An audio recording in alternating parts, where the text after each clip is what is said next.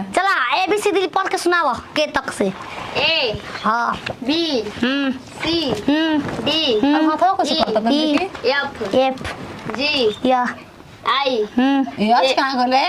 अरे यच हाँ आई हाँ मैं जब बैठा घेवड़ा हिला खाती हम खुद सुन रहे ना बोला एक के तक से पढ़ जे तक से ना के तक से पढ़ो के तक से हम्म आप से सुनाई की वजह ले उजल का करबो कहा उजल का कौन बात नहीं के ई पागल ये मैडम सका दे तारा के गुड नाइट मैडम। प्रणाम नमस्ते। शुभ रात्रि हो आपका बैठो रात्रि हो हाय ये सारा के जना नाम लिखा दिया ला। पढ़ा त तेज बा पढ़े में तारा से बेसी सवाल पूछ रहे ओकरा से गाय पहले दूध दे कि भैंस? दोनों साथ में। दोनों साथ ओ में देगी? रानी सुनो ठीक से समझ लो गोटी को पहले पहले भी भैंस हाँ